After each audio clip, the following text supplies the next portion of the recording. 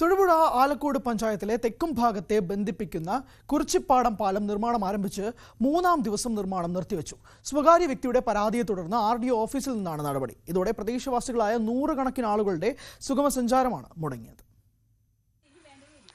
കുറിച്ചിപ്പാടം പാലത്തിന് കുറുകെയിട്ട കമുകിൻ തടിയിലൂടെയാണ് തൊടുപുഴ ആലക്കോട് പഞ്ചായത്തിലെ പ്രായമായവരുടെയും കുട്ടികളുടെയും അടക്കമുള്ളവരുടെ ഇപ്പോഴത്തെ യാത്ര. ടിപ്പർ ലോറി ഉൾപ്പെടെ കടന്നുപോയിരുന്ന 35 വർഷം പഴക്കമുണ്ടായിരുന്ന പാലത്തിന് ബലക്ഷയം വന്നതോടെയാണ് പഞ്ചായത്ത് പുതിയ പാലത്തിന്റെ നിർമ്മാണം ആരംഭിച്ചത്.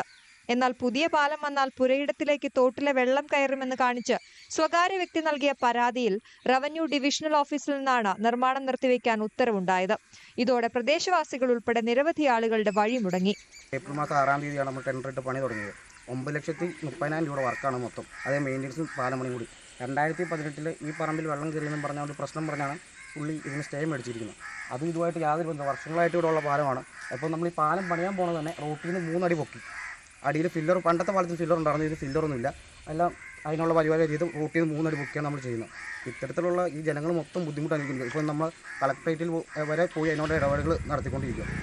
ആലക്കോട് പഞ്ചായത്ത് ഓഫീസ്, പ്രാഥമികാരോഗ്യ കേന്ദ്രം, ആലക്കോട് ബാങ്ക്, ആരാധനാലയങ്ങൾ തുടങ്ങിയ സ്ഥലങ്ങളിലേക്കും തിരിച്ചും ഇഞ്ചിയാനി ആലക്കോട് തെക്കുംഭാഗം പ്രദേശവാസികൾ കടന്നുപോയിരുന്ന പാലമാണിത്.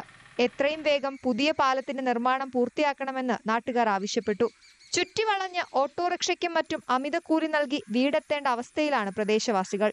വണ്ടി ഇല്ല എങ്കിൽ പോട്ടെ, ഇത് വണ്ടി 30 രൂപയ്ക്ക് ഇപ്പോൾ 60 രൂപ കൊടുക്കണം വണ്ടി വിളിച്ചോണ്ട് വന്നെങ്കിൽ. അതുകൊണ്ട് ഈ സാഹചര്യത്തിൽ ഒരു രോഗീനെയൊക്കെ കൊണ്ടാണ് ഈ സ്കൂളിൽ വിട്ടുന്ന സമയം അടുക്കാറായി. അത് ഈ പാലത്തക്കരെ കൊണ്ട് എങ്ങനെ കൊണ്ടുപോകും? ഇവർക്ക് പുറമ്പോക്കുണ്ടെങ്കിൽ അത് അവർ വെട്ടിത്തിരുത്തുക, പഞ്ചായത്തിൻ്റെ ഈ പണി നടത്തുക. പാലമില്ലാതായതോടെ ആലക്കോട്, ഇഞ്ചിയാനി, തെക്കുംഭാഗം തുടങ്ങിയ പ്രദേശത്തെ നിരവധി ആളുകളാണ് ദുരിതത്തിലായത്. പുതിയ പാലം നിർമ്മിക്കാൻ 9 ലക്ഷം രൂപ പഞ്ചായത്ത് വകയിരുത്തി നിർമ്മാണം ആരംഭിച്ച് 3-ാം ദിവസമാണ് പാലത്തിന്റെ നിർമ്മാണം മുടങ്ങിയത്. എത്രയും വേഗം ബന്ധപ്പെട്ടവർ ഇടപെട്ട് പാലം നിർമ്മാണം പുനരാരംഭിക്കണമെന്നും മഴക്കാലം എത്തും മുമ്പ് പൂർത്തിയാക്കണമെന്നുമാണ് പ്രദേശവാസികളുടെ ആവശ്യം. ന്യൂസ് 18 ഇടുക്കി.